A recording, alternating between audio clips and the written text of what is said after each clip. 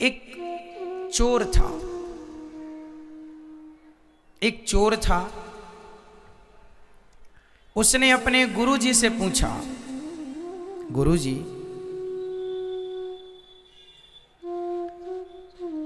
मेरा विवाह कब होगा? गुरुजी ने कहा, बेटा तेरा विवाह तो होगा उस दिन जिस दिन से ठीक तेरा विवाह रात को होगा और सवेरे तुझे फांसी हो जाएगी। जिस दिन तेरी फांसी निश्चित होगी, फांसी निश्चित होने के बाद तेरा विवाह निश्चित होगा। चोर ने कहा कि जब फांसी निश्चित हो जाएगी तो फिर विवाह करेगा कौन? बोले नहीं, ऐसे ही लिखा है तेरे भाग्य में। अब वो चोर तो चोर था, चोरी करना उसने छोड़ दी। चोरी नहीं करूंगा, फांसी नहीं लगेगी। मतलब देखो, उसने जान लिया कि मेरे साथ क्या होने वाला है। अब वो सावधान हो रहा है, पर जो होनी है होके रहेगी। आप कितने भी सावधान हो जाइए, कितने भी चालाक हो जाइए, पर जो लिख चुका है, जो किस्मत में है, मिलना है तय। एक दिन वहां से राजा की सवारी गुजर रही थी। ये चोर पहले चोरी करता था पर अब नहीं करता।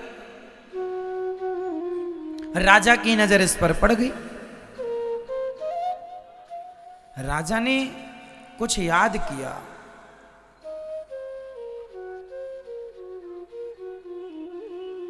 राजा को याद आया, इसने गले में एक सोने का माला पहन रखा था। अब तो सुधर गया था, पर जो चुराया था वो तो था ही ना इसके पास। राजा ने देखा किसके गले में माला है, ये माला तो मेरा है।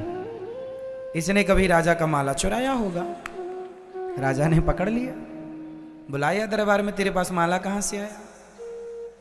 बहुत गोल गोल बातें की उसने। राजा ने कहा नहीं, ये तो मेरा है। उसने बाद में माना कि हाँ, मैंने आपके राज्य में भी एक दिन आपके महल में भी चोरी की थी, वहीं से ये मुझे मिला। राजा ने कहा तूने बहुत चोरी की है, मेरा भी बहुत नुकसान किया है, कल तुझे फांसी होगी। लो भैया, बेड़ियों में जकड़ गया, जेल में बंद हो गया। सिपाहियों ने कहा कोई इच्छा है तेरी?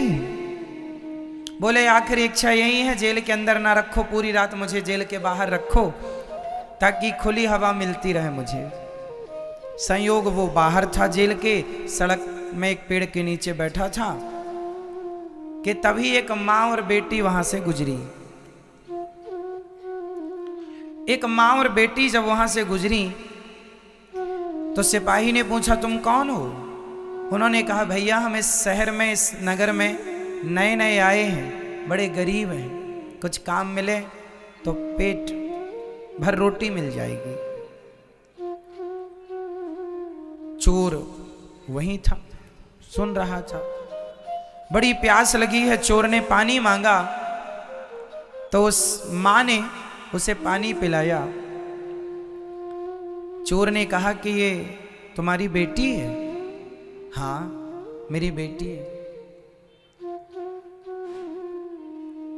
क्या चाहती हो तुम? बोले कोई नौकरी मिल जाए, कोई सब ठीक हो जाए, गरीब हैं बड़े, खाने को व्यवस्था नहीं है। पर तुम कौन हो?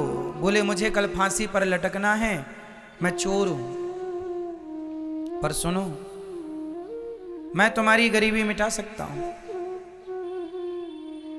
कैसे? बोले मैं चोर हूं, मैं तो कल मर जाऊंगा, पर मैंने कुछ धन गड़ा रखा है जगह पर। यदि तुम अपनी बेटी का विवाह मेरे से कर दो तो मैं सारा धन से पता बता दूंगा और तुम धनवान हो जाना। तो लड़की की मां ने कहा, चोर, मैं अपनी बेटी का विवाह तेरे से कर भी दूं और तू मुझे धन भी बता दे, मैं धनी भी हो जाऊं, तो बता इसमें तेरा लाभ क्या है? एक रात के लिए तू किसी का पति बन, इसमें क्या लाभ है तेरा? चोर बोला, रोते हुए बोला, मेरा एक ही लाभ है। क्या? बोले, जब मैं मर जाऊंगा, मेरे मरने के बाद ही सही मेरा बच्चा होगा। यदि मैं इसका पति बना तो बच्चा होगा, और बच्चा होगा तो वो मुझे पिंडदान देगा। और मैंने कोई ऐसे तो पुण्य किए नहीं कि मेरा उद्धार हो जाए। जीते जी सिर्फ चोरी की है, गलत काम किया है। अब एक उम्मीद है कि यदि मेरी औलाद, मेरी संतान मेरा पिंडदान करती है और वो सही रास्ते पर चलती है, तो उसके पुण्य से, उसके पिंडदान से मेरा उद्धार हो जाएगा। बस ये लोभ है। लड़की की मां ने लड़की से पूछा, ठीक है? उसने कहा, मां जैसा अच्छा लगे। मां को लगा ठीक है, भटक तो रहे ही है, धन मिलेगा, ठीक है। शादी हो गई, पंडित जी को बुलाया, घंटे 2 घंटे में अग्नि जला करके फेरे दिलवाए, विवाह संपन्न हुआ। एक रात वो अपनी पत्नी के साथ रहा। संयोगवश भगवत कृपा के द्वारा वह पत्नी उसी रात गर्भवती भी हो गई। सवेरा हुआ, सूर्योदय होते ही राजा की आज्ञा के कारण चोर को फांसी पर लटकाया गया। चोर मर गया। चोर तो मर गया, इसे धन भी मिल गया उसके बताई जगह पर। अब क्या हुआ देखिए, अब जो जीवन में मिलना है वो कैसे कैसे मिलता है, और जो नहीं मिलना वो नहीं मिलता कैसे। ये धनवान हो गए माँ बेटी दोनों। माँ को लगा चलो बेटी का विवाह कर देना चाहिए। इसने फिर बेटी के विवाह का प्लान बनाया। एक लड़का मिला भी, लड़के से कहा, विवाह करोगे? हाँ हाँ कर लेंगे। विवाह किया तो उस लड़के ने, जिसने विवाह किया, संयोग से वो भी एक चोर था। वो चोर था तो रात के ही उसने पूरा बोरिया बिस्तर बांधा, इसका सारा धन उठाया, भाग गया। एक चोर ने धन दिया, एक चोर ने धन ले लिया। अब ये जैसे थे फिर वैसे ही हो गए। धन जाते ही उस धन के गम में ये मां निपट गई। अब अकेली लड़की बची, और लड़की भी गर्भवती। मजदूरी मांग मांग के जैसे तैसे जीवन गुजारा, बच्चा हुआ, बड़ा हुआ। एक दिन एक राजा के बेटे को एक सांप डसने के लिए बिल्कुल तैयार था। इसने देख लिया तो इसने जाकर उसकी रक्षा करने की कोशिश की, पर पहुंचते पहुंचते देर हो गई और डस लिया। राजकुमार मर गया, परंतु जान बचाने के लिए इसने अपनी जान जोखिम में डाली। राजा ने देखा, राजा ने कहा, तू मेरा बेटा। ये राजगद्दी पर चला गया, राजा हो गया। जब राजा हुआ, वो राजा मर गया, अब ये राजा हो गया। इसकी मां ने कहा, इसे अपने पति की बात याद आई कि मेरे पति ने कहा था मेरा बेटा पिंडदान करेगा। अब पिंडदान करने के लिए ये गया जी पहुंचा, और जब गया जी में पहुंचा तो जैसे ही पिंडदान करने लगा, उसके सामने 3 हाथ खड़े हो गए।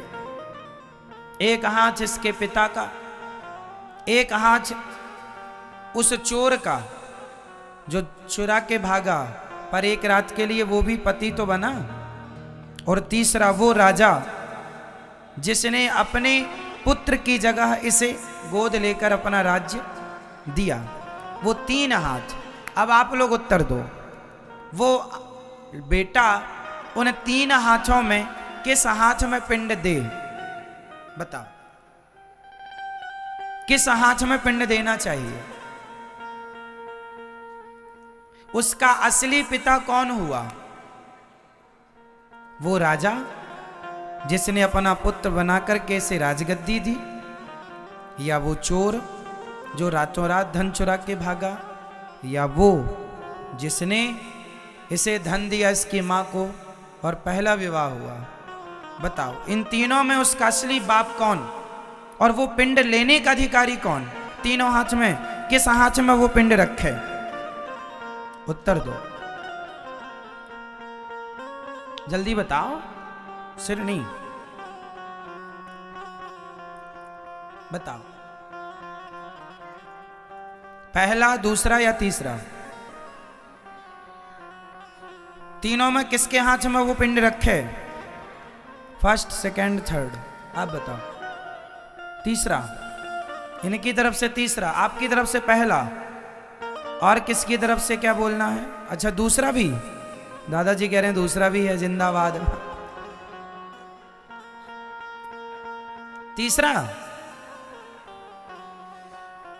सही उत्तर है पहला। क्यों? क्योंकि वही इसका असली बाप है, और भले वो मर गया सवेरा होते ही, परंतु उसी ने संकल्प, उसी ने सपना देखा था कि मेरा पुत्र मेरे लिए पिंडदान करे।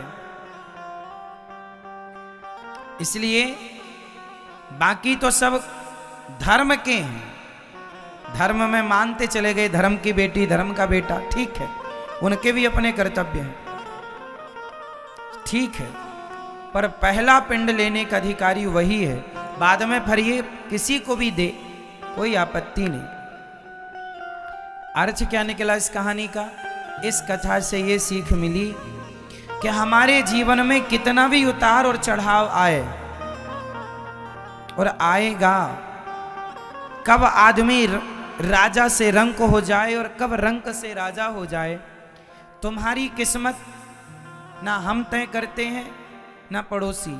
आपकी किस्मत, आपका भाग्य आप स्वयं बनाते हैं, और जो आप यहाँ बैठे हैं आपका भाग्य पहले ही लिख चुका है कि आपको ये आगे मिलेगा। इसलिए जो मिल रहा है वो हमारे कर्मों का फल है, और भगवान की कृपा से उसे लेकर प्रसन्न ही रहना चाहिए। ये समझदारी है। ये क्या है? समझदारी। हर हाल में प्रसन्न। बेटी का विवाह कब होगा? जब भगवत इच्छा होगी। कर्म करो, चिंता नहीं।